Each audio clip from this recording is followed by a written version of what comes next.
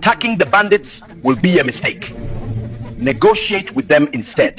The causes of all this chaos is because they are not included in the budget.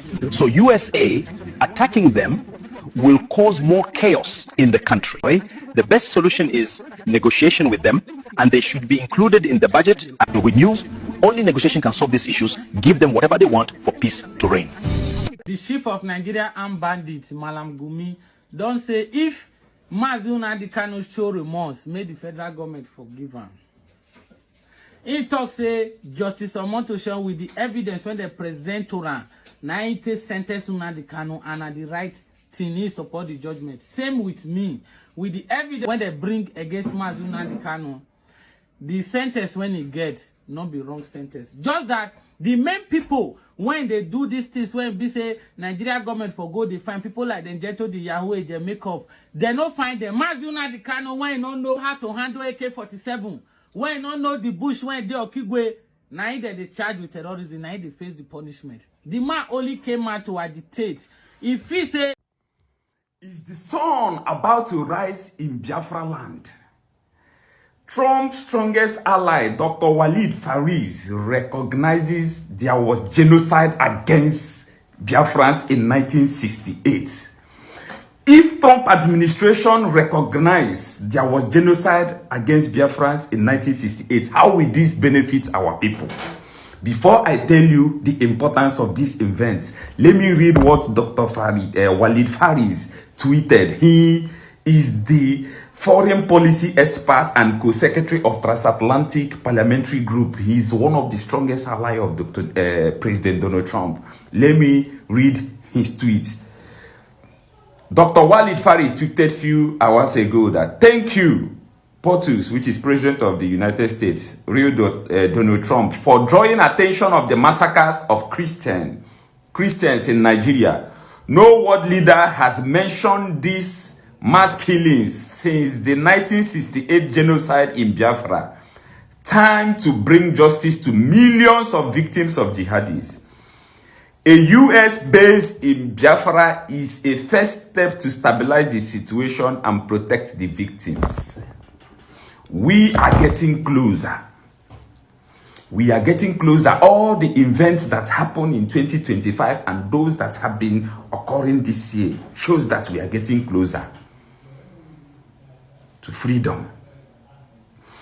Why, if Trump administration recognizes, establishes the fact there was genocide, you know, since after the war, since 1967 to 1970, till this day, no government, no foreign government have recognized, established there was genocide against Biafrans. Why? If you recognize there was genocide, let me tell you events of the past. Some of the countries that got independence because there was genocide against them. The Bangladesh in 1971, they call it the Bangladesh genocide, the liberation war against Pakistan. After it was established there was genocide against the Bangladesh, they got their independence. That's why you see Bangladesh a country. Armenia in 1918, the Armenian genocide perpetrated by the Ottoman Empire, which resulted in the independence of Armenia in May 1918. The Rwanda, not the Rwandan genocide of early 90s, so the Rwanda 1962, how they got their independence from the Belgian rule, from Belgium.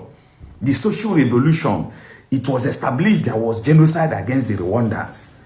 They got their independence. Bosnia and Herzegovina in 1992, they got independence from Yugoslavia after the Srebrenica massacre. So if they establish there was genocide against Biafra that resulted to the loss of 5 to 6 million people, most of them starved to death, your guess is as good as mine. Your guess is as good as mine. Donald Trump just sent his undersecretary down here to come and do fact finding by themselves. He is interested in his last peace signing meeting. He still recognized even up to this day, there is Christian genocide. But what we are after is the genocide of 1968. If they establish the fact, your guess is as good as mine. The next thing you ask yourself, What next? Subscribe. In my next post, I will tell you the importance of this event. You see, I think at this point, it's beginning to get to a point where we're beginning to call for the separation of the country if the need be. Because we cannot have a country where everybody cannot be treated equally. We cannot say we have a country where some are untouchable, some have immunities to whichever crime they deem fit to commit. You get the point? How can somebody in the light of Sheikh Gumi, who already know his role, his involvement, his support for terrorism and all of that, and he's still untouched? Now, as we speak now, he's now issuing threats to Nigeria and the federal government that if they refuse to make peace with bandits, they should be ready for war. I don't understand. I've asked before, would it have been the same case if Gumi was an Igbo man? No, would it have been the same if Gumi was an Urobo man? What if he was from Edo? Would he have this immunity and privileges? Okay, just look at what he has said now. He said, reject the call for peace or be prepared to endure the brutality of war. Sheikh Gumi warns Nigeria and Nigerian government. I don't know if he said, because he has been calling that Nigerian government should make peace, as in we should all kneel down to beg bandits. So he said that if we reject that peace deal, we should be prepared to endure the brutality of war. And the DSS is dumb and deaf at this. Look at the Katsina state government that have had peace deal with bandits. How are they faring? How is it going over there? How peaceful is Katsina state now? You don't pamper terrorists. You don't make peace with them. You destroy them.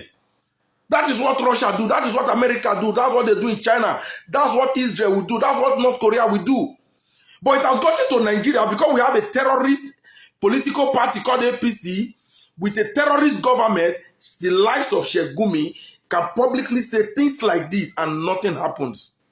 Obviously, this is not the Nigeria we are fighting for. This is not the Nigeria we intend to have. This is not our Nigeria we used to know. Who the hell is Sheikh Gumi that has become bigger than the country? Hey, just imagine if Iodalo now say a thing half of this. Because I'm only quoting Sheikh Gumi now. I won't even be surprised that they will come for me for even quoting what Sheikh Gumi have said. I don't know which kind of stupid people we have. Please, the international community, I was supposed to be calling on Donald Trump again for Sheikh Gumi because it's obvious that Nigeria have failed. Sheikh Gumi is bigger than the Nigerian government.